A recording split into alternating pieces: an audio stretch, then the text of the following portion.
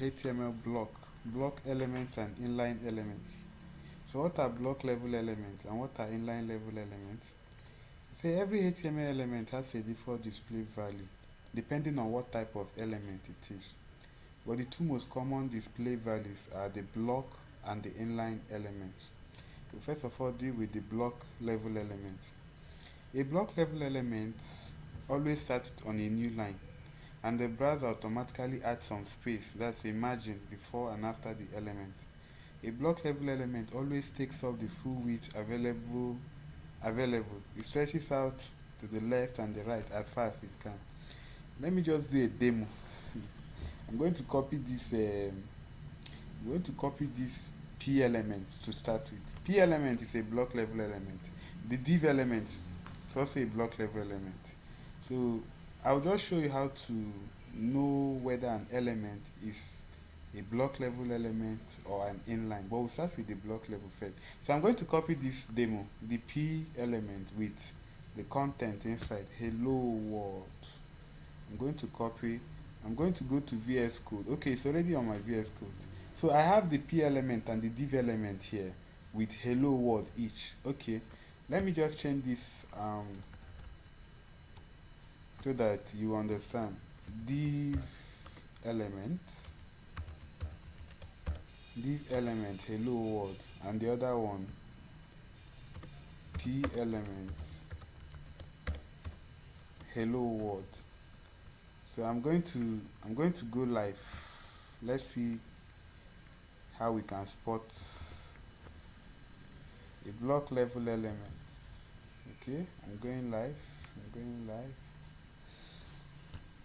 Okay, now this is P element hello world, div element hello world. So you ask yourself, so how am I supposed to know if this is block level or inline? So what happened is that in block level element, when you use a block level element in any of your project, what it does is that the line from beginning to the end, it will take the space allocated to it and will still take extra spaces that is not allocated to it in that same line.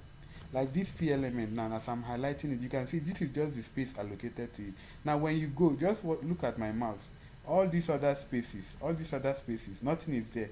But the element has occupied those spaces. The same way with the div element. The div element is also a block level element. So just an easier way for you to spot this is when you right click, you go to inspect. Now when you inspect, on the right hand side of my screen, you can see it. I'm going to go to this body. This is more like what is written in the VS Code. So I'm going to click on this arrow for the body. Now can you see my P element? Now when I hover on this P element, I mean when I put my mouse on the P element and everything, the P element, you can see a blue line on that P element hello world. Now what it means is that this blue line is the P element, the space it took, both the one allocated to it and the extra spaces. Now when I go to the div element, you see the same thing happens. This is just what block level element is. So I'm just going to explain the inline element so that you see the difference between the two. I'm going back to my VS Code. I'm not going to use their demo. There's an element called the span element. Span. And I'm going to write hello world, span element. Just for you to understand the element. Okay, then I'll save. I'll go back to my browser. Now this is my browser. You can see that the hello world started on a new line. You ask, this one I say that span is a block level element, an inline element, yet is started on a new line. What it does is that when you use an inline element after a block level element, it starts on a new line. But just look at what will happen now. I'm going to hover on the block element, which is the P element. Can you see the blue line? Now I'm going to hover on the inline, which is the span. Span element is an example of inline element. You can see it only took the space allocated to it. The other space, you can see do other things there. Now the div element is block level element. You see what happens again. So basically the difference is that For div block level element, they take space allocated to them and every other space on that line. But inline level elements, they just take the space allocated to them, leaving other spaces. You can still do whatever you want to do. But one good thing about this element is that when you're using CSS, you can convert an inline level element to a block level element. You can convert a block level element to an inline level element. This is just the simple explanation between inline and block level element. Then these are just the example. These are examples of block level element. Just, but if you ask me now, nobody knows all the block level elements. So the only way to know is just by inspecting, hovering, and seeing it. Then the examples of inline level elements. We have the A, the BR, the button, the site, the samp, the sub, the label, the map. Don't worry, with time in this course we'll see explore more of them. Another thing I want to explain before I end this video is the div element. Now the div element is most times used in our project. Like when you be working on any of your projects, you will most surely be using the div element. Let me just give you an example what it does. It's just like a container. For example, when you open your fridge, you have different sections in your fridge depending on the kind of fridge you are using.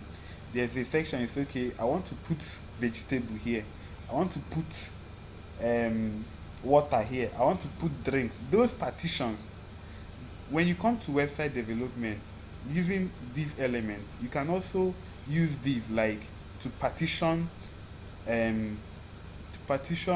how will I put it, sections in your website. You can say, okay, this section I want it to be called this name, this other section I want it to be called this name. Now the div element is now that container you use to contain each section. There's another one called the span element. The span element, like I told you initially, is most times they say the span element is an inline container. It's also a container, but for inline elements used to mark up a part of a text or a part of a document. For example, now maybe I'm writing something, I wrote a sentence and I want to change a part of that line. I can use span element. Maybe for example now, this text you are seeing, when used together with CSS, the span element can be used to style part.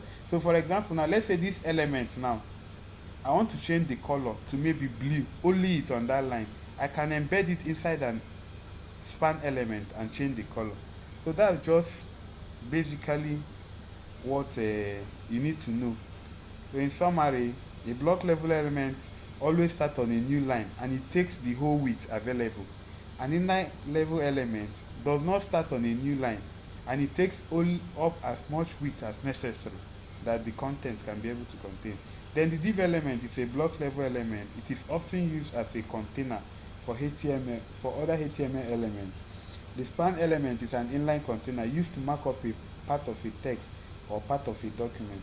When we do a particular project or the one any project subsequently, be able to understand what you understand more about this div element and the span element, how they are being used.